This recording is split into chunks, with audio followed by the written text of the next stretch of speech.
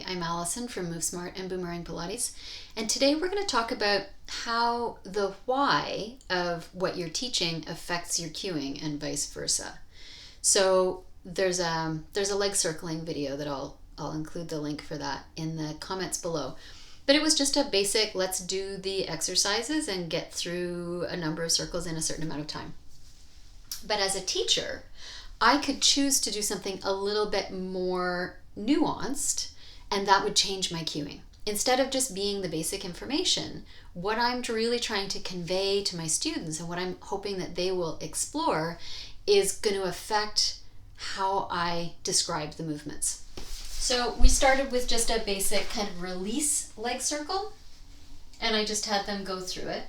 But if that became more about, so I'm really interested in how our bodies habitually kind of chunk together, and how when we think we're doing hip flexion, sometimes we are also doing spinal motion.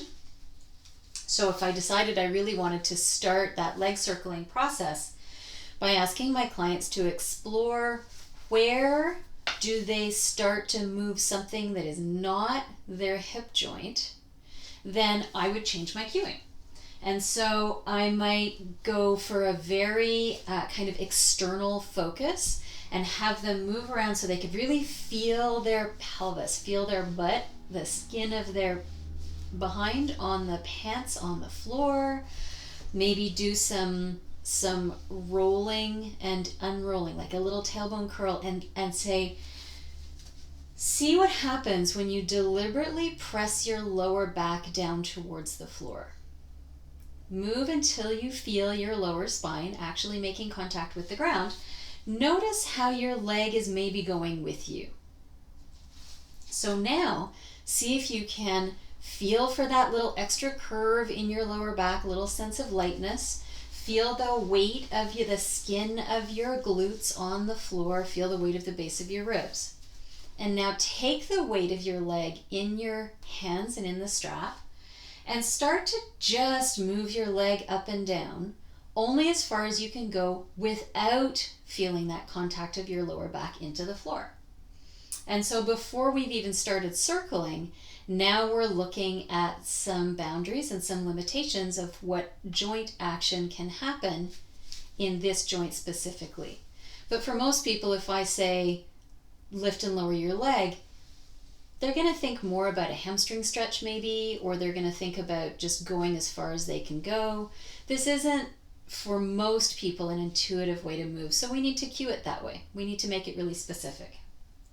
And then, as you go into your circles, now you're looking at, can you circle your leg at a height that allows you to maintain the stability of your spine and your ribs and your pelvis?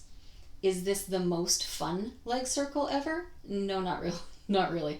But it's offering a really nice little novelty for lots of people in terms of how they move their bodies, and hence how they activate their brains, and hence how they move their muscle tissues. Novelty and diversity of movement are really, really good and really important.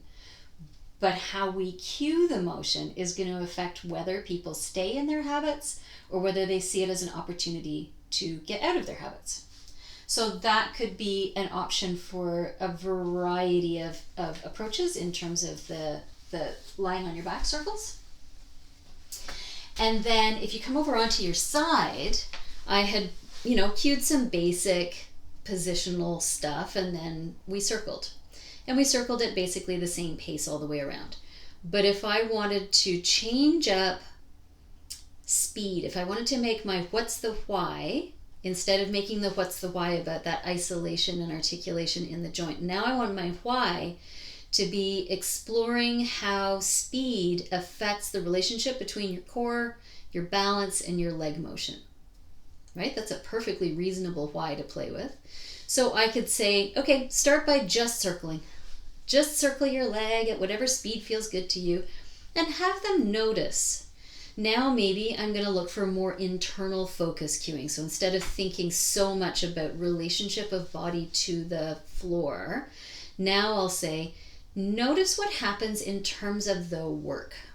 How much work do you get in your abdominal muscles, and in your hip muscles when you just circle, if I don't give you any other details. So then they can take a moment to process that.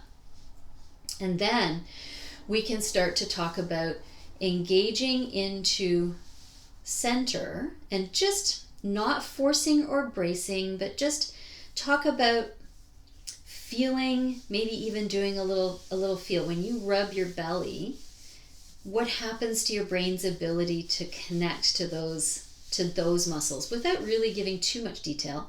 And then circle your leg as fast as you can. And what happens to the size of your circle? What happens to your body motion? I can see I'm totally rocking back and forth. Can you feel how there's a big shift happening internally? So take that gentle awareness of abdominal muscles and really zero it in. Connect the tips of your ribs down towards your pelvis. Connect from the top hip to the bottom hip. Top rib to bottom hip and bottom rib to top hip. So get that crisscross going. And then imagine all the tissues that run between your ribs and your hips just gently, gently hugging in like a mummy's wrapping, and then staying super still as though you were in a toaster slot. So none of this can move. Now how fast can you go? Probably not as fast as before. And how much work are you getting now in your abdominal muscles and in your hips, or your hip, and changing directions. So now you've provided a whole different series of cues that changes the client's and the student's experience of the movement.